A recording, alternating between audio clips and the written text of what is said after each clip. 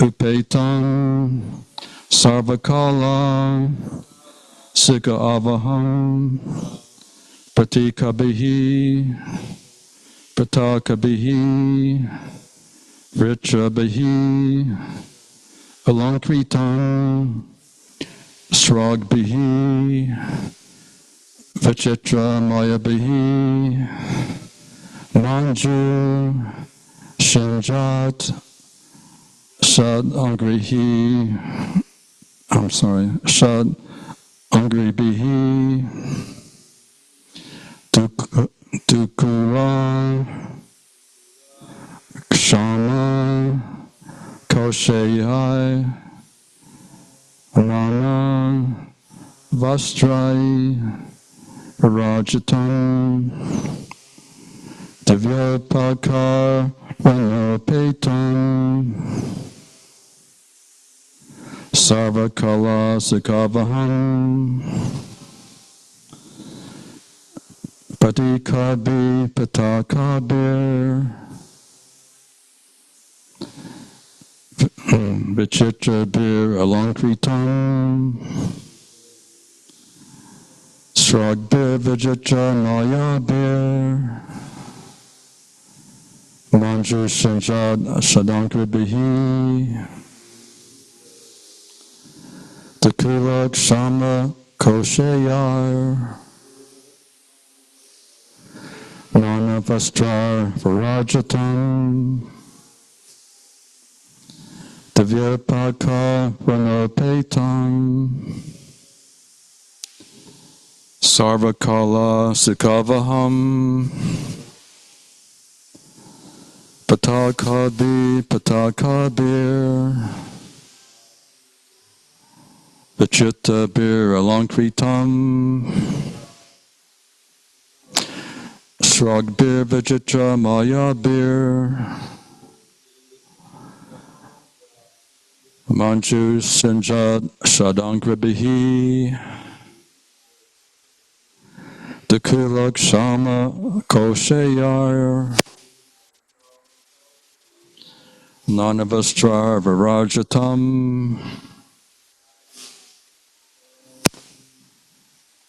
Danavir Maharaj.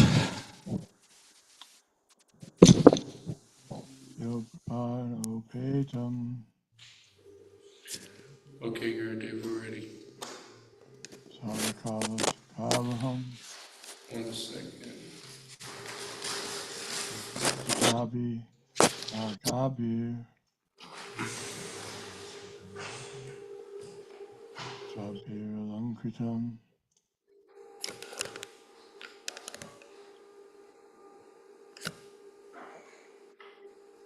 I think you went.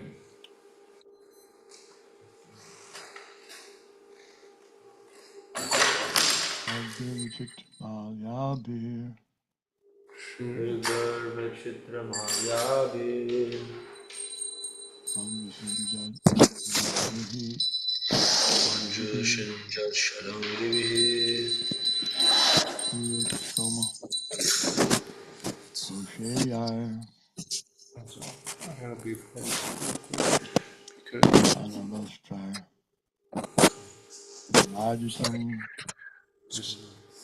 I'm trying to make myself the host. Oh wait, hold on. I think I figured it out. There we go. I'm sorry.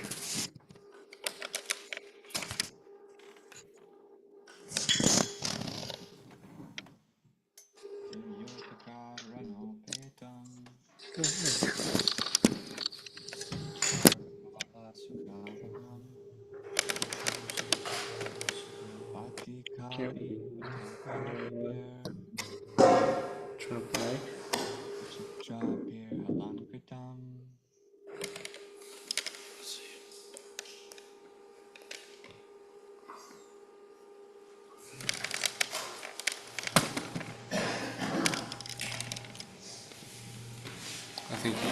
I think we're. Here you go.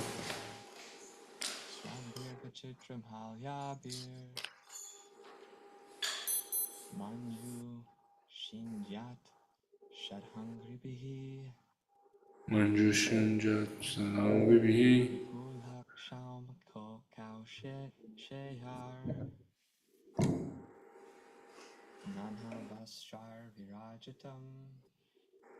Anavastar Virajitam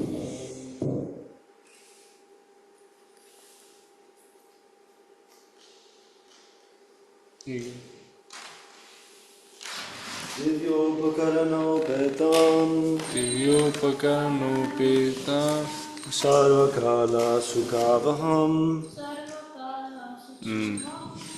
Pitakabhi Patakabhir Pitakabi Pakarabi Vichitrabhir Lamkritam Vichitrabi Namankritam Sarvir Vichitramayabhir Shragvi Vichitramadhyabhi Manjushinja Sharangiri Manjushunjat Sanangvihi Dukulakshamakshakaushayar Tukula Shomakoshayar Nana Vastra Virvajitam Nana Vastaviajitam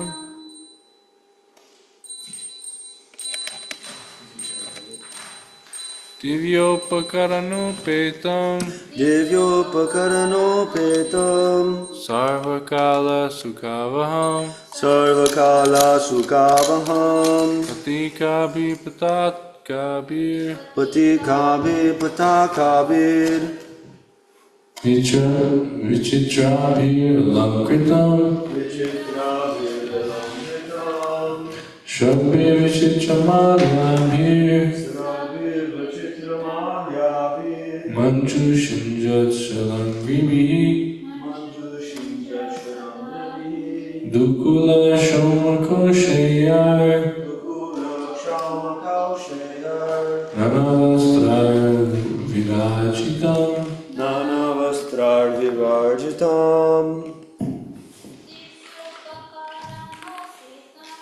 Divyopakaranopeta Sarvakala Sukhavaham Patikabhi Patakabhir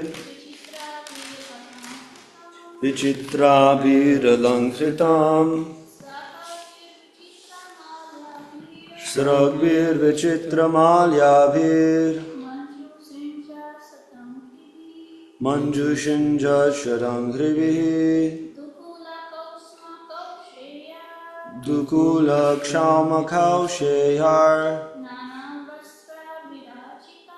Nana Vastrar Virajitam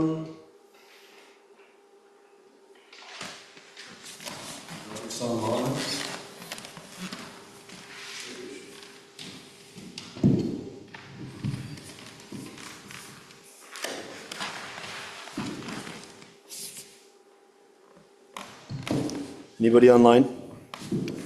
दिव्योपकरणोपेतं Divyopakaranopeta सर्वकालसुखावहं Sarvakala Sukhavaham पट्टिकाभिपताकाभिर् Patikabhi Patakabhir चित्राभिरलङ्कृतं Vichitrabhiralankritam स्रगभिर्विचित्रमाल्याभिर् Sragbhir Vichitramalyabhir मञ्जूषिञ्जत षडङ्घ्रिभिः Manjushinja Sharangrivihi दुकूलाशोमकौशेयैर् Dukulakshamakhaushayar नानावस्त्रैर्विराजितं Nana Vastrar Vivarjitam Divya Someone else? Yes, devotees online, there's a few more. Divyopakaranopetam Divyopakaranopeta Sarvakala Sukhavaham Sarvakala Sukhavaham Patikabhi Patakabhir Patikabhi Patakabhir Vichitrabhiralankritam Vichitrabhiralankritam Shragbir Ragbir Vachitramalyabhir Manjusinja Sadangribihi Manjushinja Sharangrivihi Dukula Kshamakauseyer Ukula Kshaumakauseyar Nana Vastrer Vivarjitam Nana Virajitam. Vajra Vivarjitam. Virajitam. else? There's 3 more devotees online, I think. You can go ahead. Your turn. Divya, Divya, wonderful. wonderful. Upakarana, Upakarana, with paraphernalia. with paraphernalia. Upetam, Upetam, equipped. Sarvakala, all Sarvakala, seasons. in all seasons. Sukha avaham, Sukha avaham, bringing happiness. bringing happiness. Patikabihi, Patikabihi, with fountains. Patakabihi, with flags. Vichitrabihi, of various colors and fabrics. Alankritam, decorated. Shragbihi, with wreaths. Vichitra Mayabihi, with charming flowers. Manju, sweet. Shinjat, humming. Shat Angribihi, with bees.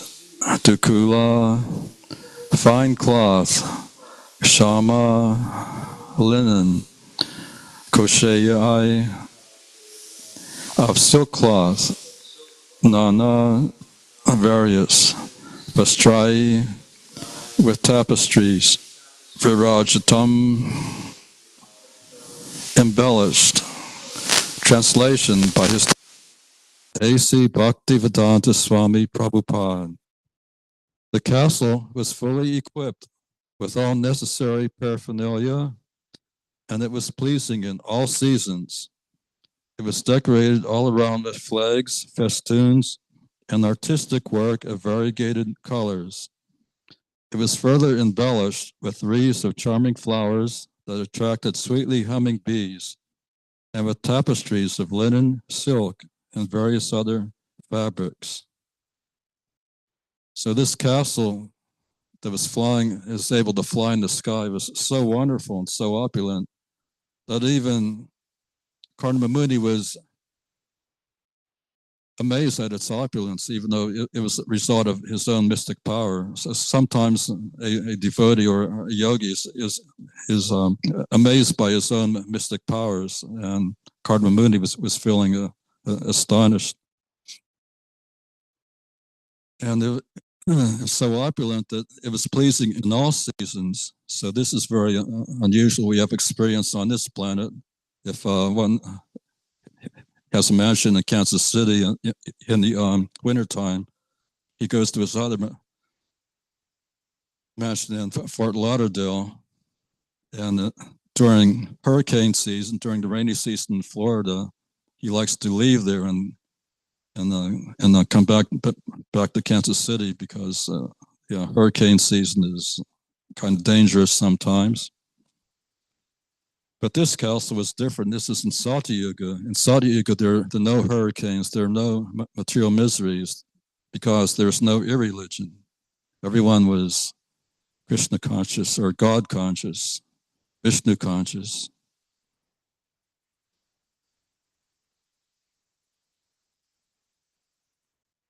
And it was decorated with charming flowers that attracted sweetly humming bees. Nowadays, bees are becoming scarce because of pesticides and degradation of their habitats. Too much paving over with big parking lots. The flowers are disappearing, so the bees are becoming scarce, and as a result, food production, vegetable production, isn't as proficient as it was in previous ages. And it's decorated with tapestries of linen, silk, and various other fabrics. Linen, silk, these are natural fibers. And both linen and silk are antibacterial. And silk is considered pure. When I was the Pujari for Radha Vrindavan Chandra in Vrindavan, one of my godbrothers came back from India, and he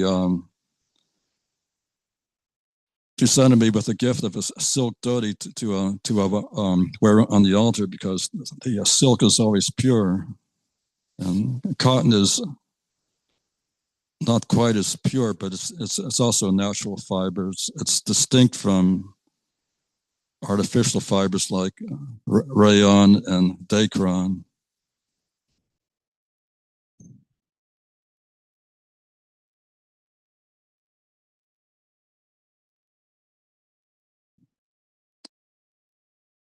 Okay, text 16. Parya pari vinyasta nilayeshu pitak shiptai kashi pubi kantam prayanka vajana sanahai. Translation and purport by His Divine Grace A.C. BhaktiVedanta Swami Prabhupada. The palace looked charming, with beds, couches, fans, and seats, all separately arranged in 7 stories. Purport. It is understood from this verse that the castle had many stories. The words Ipari Ipari Vinyasta indicate that skyscrapers are not newly invented. Even in those days, millions of years ago, the idea of building many-storied houses was current. They contained not merely 1 or 2 rooms, but many different apartments, and each was completely decorated with cushions, bedsteads, sitting places, and carpets. So in Vrindavan, one of the famous temples of Rupa Goswami, the Radha Govinda temple, that was built. It's a very opulent temple. It has a huge dome, and it was originally 7 stories, but the conquering Mughal Emperor Aurangzeb, he dismantled, out of envy of the temple's magnificence, he then dismantled the top 4 stories. So nowadays, all you could see is the 3 stories of Radha Govinda's temple. But still, even those 3 stories is very opulent. So skyscrapers are nothing new. Hare Krishna. Yeah. Comment.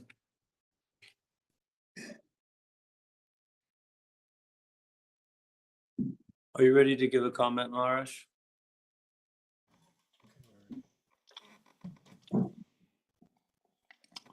The higher buildings, 7 stories, it's described somewhere. I remember hearing that it's for the higher classes, not for the lower class persons. Don't require or are not appreciative of such higher.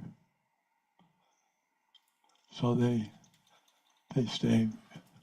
They're content to remain in their little domiciles, whether it's smaller. But for those who are Brahmin or Kshatriya, they're able to appreciate being at a higher level like that, and they don't become degraded. Whereas, it's like the Shudras are not supposed to be paid with large sums of money, because they'll simply use it for things that are not healthy for them. They'll become confused and bewildered, and they'll take intoxication and use the money for activities which are not according to Shastra. So everyone should be happy in accepting whatever is set aside for them as their quota by the Lord. And we know what is set aside for us by Shastra. Because the Shastras tell us that this is what you're supposed to get according to your past karma and according to your present situation. And if you use what you have right now for the service of the Lord, then you'll make spiritual advancement. Even if one is coming from a very poor family, it doesn't make any difference. That is not a detriment. That is not detrimental for his spiritual advancement. In fact, in some cases, it's extremely helpful. She'd probably like to quote that verse. I don't know if I can remember it. I can't remember right now. But it's a verse that says, the Lord says, when I am especially fond or favorable to someone, I take a devotee who's kind of, he wants to serve Krishna, but he's also got some uncertainty about it. He's got some attachment to the material world. And Krishna says, I take away all of his riches. And then he's left with no question. There's no question to whether he should use his wealth for sense gratification or for devotional service, because his wealth is taken away by Krishna. In fact, Prabhupada even said that happened to him. He should have become as wealthy as Birla. Some astrologer told him that. Birla was one of the most wealthy persons in India at that time. Still, the Birla family is very wealthy. So he said, Prabhupada, according to his karma, so-called karma, he should have been as wealthy as Birla. But Krishna took it away. The opportunities he had for making huge sums of money were spoiled. But he took it, this is Krishna's mercy. And he also saw, as others have seen, he became even more wealthy than Birla. Even though Krishna took every single penny away from him. So much so that when he went to New York on his trip, the Jaladuta, he only had 43 rupees, which was about $6 at that time. So he's not very wealthy. But he didn't worry about the wealth. He just worried about pleasing his spiritual master and carrying out his duties. Whatever the duty is, one can become perfect. As Krishna says in Bhagavad Gita, if one does his own duty and he's satisfied with what is set aside as his quota, that's also stated in the Ishopanishad. One should be satisfied with whatever is set aside for him as his quota, and he should not accept other things knowing well to whom they belong. They belong to Krishna ultimately. So, we should practice this. The Brahmins especially have to practice this. They shouldn't be hankering for more and more wealth. Because if a Brahmin is attached to wealth, he becomes criticized and becomes contaminated. There's examples in the Shastras, I know in Garga Samhita, that the Brahmins when they would go to big ceremonies, they would be invited all over the universe, wherever there was a great sacrifice, like Rajasuya sacrifice, to be performed by very, very wealthy kings, like Ugrasena or Yudhishthira. So they would invite the greatest Brahmins, such as Gargamuni and Vyasadeva, Narad-Muni. These are the top Brahmins in the universe. And they would all come. And the king was so wealthy that he would give away charity to everyone who came, but especially to the Brahmanas. In fact, to the Brahmins, he gave everything. He would give his whole kingdom. He had so much faith in the Brahmins that he knew that if whatever I have belongs to the Brahmins. He thought, I'm a Kshatriya, but the wealth is not mine. It belongs to the Brahmanas. So he'd give everything to the Brahmanas. And the Brahmanas, like Gargamuni and those other Brahmins I mentioned, they were so renounced that they would take the wealth and go to, like Mathura, and they would give all the wealth that they just got from the king, which was all the wealth in the universe, and they would distribute it to the local Brahmanas, pure Brahmanas of Mathura or something like that. So in this way, everyone, they're all giving to those who are very qualified to receive it. The 6 qualities or 6 occupations of a Brahmana, Patana, Patana, Yajana, Yajana, Dana, Pratigraha, means he performs sacrifices. Patana means he studies, he's very learned in the scriptures. He can't just be a Brahmana in name.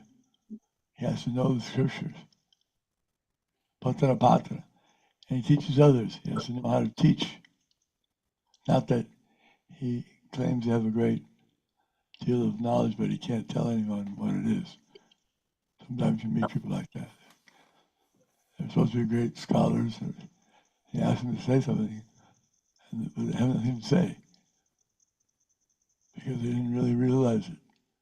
So transcendental knowledge is not just to be, as Prabhupada said, not just, it's in the book. If someone asks me a question, I tell them it's in the book. You have to know. Patana Padana Yajana means he knows how to perform sacrifices, and he does so for others. Like when these kings wanted to perform the sacrifice, it wouldn't have been successful if they didn't have real Brahmins. If you get someone who's just imitating a Brahmin, the sacrifice won't work. It's like if you go to a car mechanic, and he's not a really great car mechanic, and when there's some problems in the car, he won't be able to get it to start. He doesn't know how to do it. So the Brahmins, they had the purity. They knew how to chant the mantras. In fact, it was arranged at these sacrifices they would have some Brahmins who were even more qualified. They would act as referee in athletic events. They have referees to make sure that the technical points are all followed properly, like both sides, if they're having some competition, to make sure that nobody got a head start on someone else. No one was using some steroids or something that they weren't supposed to use. So they have referees to make sure it was all done properly. Then you can have the Olympic Games or something. And similarly, if you have those Brahmins, then you can have a real Rajasuya, where the whole earth is under the direction of one king, one emperor. Sometimes people say that, how can you have one person ruling such a big kingdom is the world. But it's possible because Naradeva, these kings were trained by the greatest Brahmins, and they were associating in such aristocratic families. They understood the value of doing things according to Shastra and following Dharma. Therefore, for Yudhisthira, there was no question of turning down the challenge for gambling or whatever. He never minded giving away so much wealth. We would think if we had a lot of wealth and we started giving some away, we think, wait a minute, I have to take care of myself. I have to make sure I have enough in my family. But an advanced soul, he doesn't think that he has to worry about that. Whether he's a Brahmin or a Kshatriya, he knows everything will be supplied by the Lord. Whatever is required for him to do his duty. And he's always very mindful that if Krishna wants me to have this, he'll supply. And he doesn't need to do anything illegal or non-favorable. Sometimes people, householders and others, they get caught in a trap. They think that I have my family, I want to give my family a nice level of advancement, want them to have nice facilities. So they do something that's not conducive for spiritual advancement. They engage in some kind of activity that is unhealthy. It's not according to Shastra. So they get some money, perhaps, apparently, from that. But then they become entangled, and it's hard to make spiritual advancement because they're doing things that are not healthy. Sometimes it was seen that people like that, I remember there was one instance, the man was very wealthy. His family had some grocery stores, and we know what goes on. Grocery stores, they sell all kinds of things.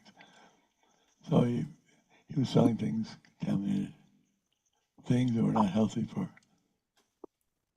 people's bodies or minds or souls. But they asked Prabhupada what about him? Could they be engaged in devotional service? Prabhupada said yes. And if he's sincere, then in due course, not too long, he'll soon realize that the activities he's engaged in are not helping him in his spiritual life. So he gives those up and goes back and just does what his duty is, and Krishna takes care of all of his necessities.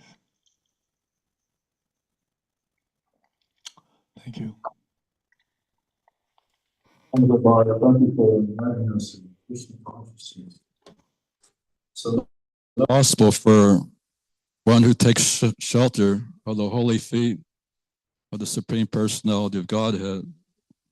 Kardamamuni was powerful not because he was a mystic, but because he was a great devotee. And this castle was so wonderful that over the course of time, it didn't deteriorate, rather it increased in opulence. We see in Kali Yuga, if you build some building like this temple was built 100 years ago as a church, Presbyterian church, but over the course of time, it deteriorates. Sometimes the roof leaks, the windows breaks, the plumbing needs fixing. But in Karmamuni's flying castle, it increased in opulence. So this is very, very wonderful.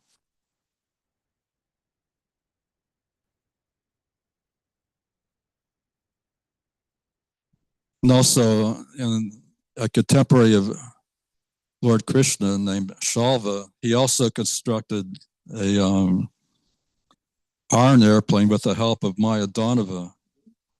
This Shalva, he was a very powerful enemy of Krishna, and he's a very mysterious man. At the wedding ceremony of Rukmini was supposed to be married to Shishupal, and there was a fight between the Yada's dynasty and Shishupal's men, and this Shalva was one of Shishupal's powerful friends. And this Shalva was defeated by the members of the Yadu dynasty. And at that time, he made a promise to an assembly of kings that I will rid the earth with all the members of the Yadu dynasty, including Krishna. So he was such a foolish demon, he thought he could kill even Krishna. So there was, so to carry out this promise, he underwent a severe course of austerities. He was worshiping, he took shelter of Lord Shiva. And in order to please Lord Shiva, he was eating only not more than one handful of ashes daily. That was his diet, just ashes for 1 year. And Lord Shiva became pleased, because Lord Shiva becomes pleased when one undergoes severe austerities in order to please him. So Lord Shiva asked, "What do you want?"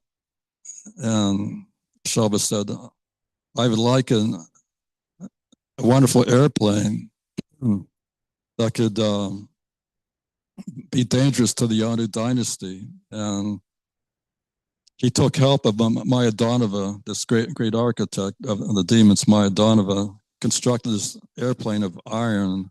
It was like a big city. It was so wonderful that it could fly so high that no one could see it, and it could fly so fast that no arrow could shoot it down. And sometimes it would land on the water, and sometimes it would land on top of a hill. And it could fly in daytime and nighttime. And he used this airplane to attack the city of Dwarka, which was the capital of the Yadu dynasty. And from this airplane, he was dropping slabs of stone. He was dropping poisonous snakes. He was dropping big tree trunks, and the Krishna city, Dwarka, was being damaged, and all the residents of Dwarka, they were bewildered, or they were disturbed by the attacks of this demon Shalva. So there was a great fight between the residents of Dwarka and Shalva's army, and the chief of the commanders of the Yadus was Krishna's son Pradyumna. And at one point, he was wounded so severely that Pradyumna became unconscious. So his Acharya driver, he was the son of Druka, the Acharya driver drove Pradyumna from the battlefield. And when Pradyumna wake up, he chastised the Acharya driver. "You've taken me from the battle. This is a disgrace for a Kshatriya." So this Acharya driver told him that the real situation, that his duty was to protect the Acharya in all circumstances. And since his life was in danger at that time, he took him from the battlefield in order to save his life while he was unconscious. And this Shalva had many mystic powers. At one point, he told Krishna, when Krishna appeared on the battlefield, "Here is your father, Vasudeva, and he's my prisoner." And at that time, Shalva cut off cut off this person's head, who he said was Vasudeva, Krishna's father. And when Krishna saw Vasudeva's head being cut off, for a while he was grieving, he was lamenting, because for a while he was mystified that his father's head was cut off. And this point was controversial among scholars of Srimad Bhagavatam, because they say that how is it that Krishna was put into this lamentation, which is a sign of illusion. But Krishna was playing the part of a human being, so he was playing the part of a person. Every person is sorry when his father dies. That's natural. But this wasn't a real Vasudeva. It was a false Vasudeva that was manufactured by Shava's mystic power. And finally, Krishna smashed Shava's airplane with his club, and the pieces of the airplane crashed to the ground. So Shava became so angry, he took up his club and he ran toward Krishna, and Krishna cut off Shava's hand. And Shava's hand fell to the ground along with his club. And at that time, Krishna took his Sudarshan chakra, which is blazing as bright as the sun at the time of the dissolution of the universe.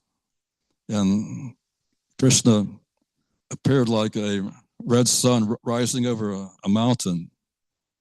And with his Sudarshan chakra, he cut off Shava's head, and the head with its helmet and earrings fell on the ground.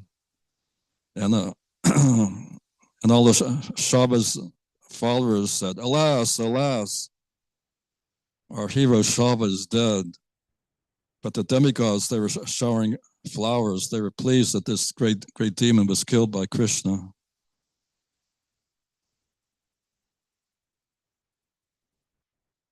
It's over time now. It's time for the Sankirtan Festival. All glories to His Divine Grace A.C. BhaktiVedanta Swami Prabhupada.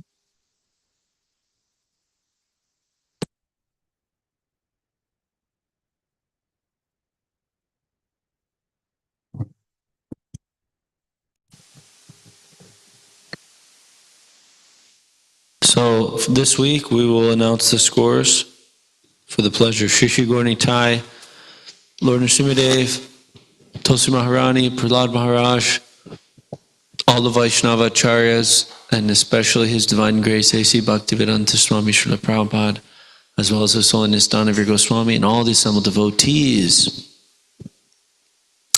So this week we have some book distributors. Book.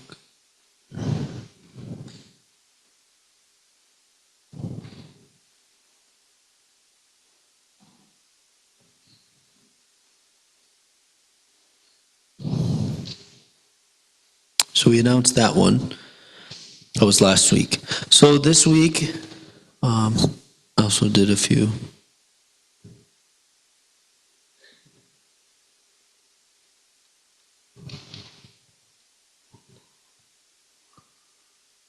We have two book distributors. And in second position, with one big book and one Maha big book, for a total of 3 book points, Magadari Das. Hare Krishna. And in first position, with 4 Maha big books and 2 CC sets, for a total of 80 book points, Sarva Mangala Mataji with Roshan Mataji. Haribol. Okay. What is that?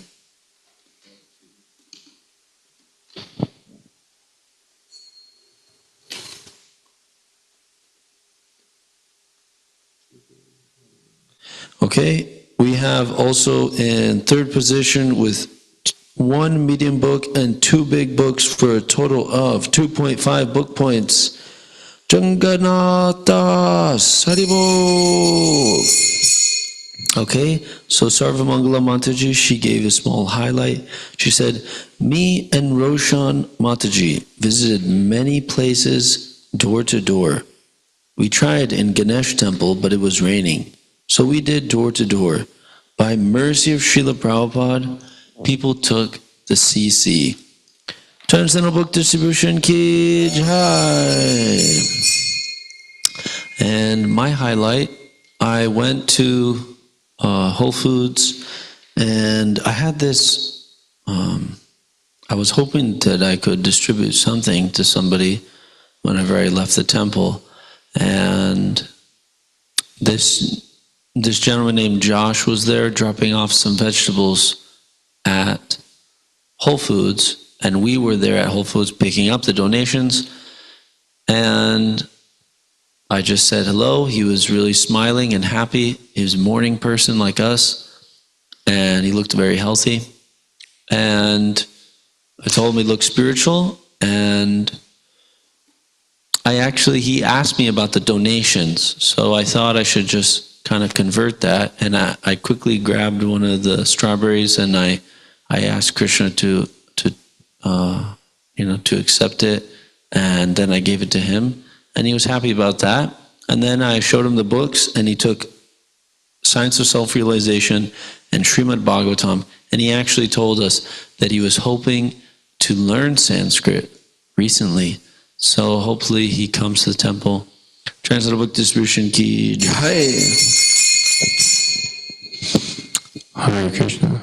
My book highlight for the week, I have two of them actually. The first one was my favorite, and what happened was I was walking, me and Jamavati Sutta were walking down the plaza, and there's this like diamond shop that's next to the Rolex store, and so I don't know why, but I wanted to go in there, and I wanted to see what I think it was because I was like, if I could distribute a book in a diamond store, then I'll be ecstatic. So I went in there, and there was a lady, and then there was a man there, and then the lady said to me, I knew you were gonna come in here. And I was like, yeah. And I told her, yeah, can't you see I'm a big spender. I'm like the biggest, I'm the most rich guy. Anyway, I was saying like, basically like, oh yeah, I have a lot of money. And really I don't, because I'm a brahmachari, but, and she knew that. So they got a good laugh out of that. And then, I asked the guy there if he could, sponsor a book and give a donation to help us with the fundraiser that we have going for the temple. That's what I say all the time. I say that we have a fundraiser going on for the temple, and I asked him if he could sponsor a book for us, and he said all I have is $10, and I had to chant and be happy, and so I was like, oh really? I guess that's okay. So, yeah, he donated $10 on Cash App, I think it was. And then another one was, we were literally right after we distributed that book to the Diamond Store people. I ran it. I tried distributing to a couple of people in front of this guy, and it didn't work. But then I heard this guy say something, and I heard him say like he was from Chicago, and I was like, "You're from Chicago?" And he was like, "Yeah," and I was like, "I'm from Chicago too." And he was like, "Wow, that's amazing," and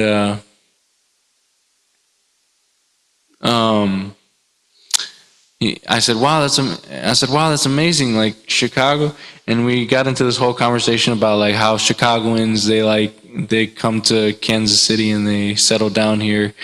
And I was like, yeah, I can't remember I asked him how long he was here for. I can't remember how long he was, But he asked me, I was like, yeah, 4 years. I've been here for 4 years. And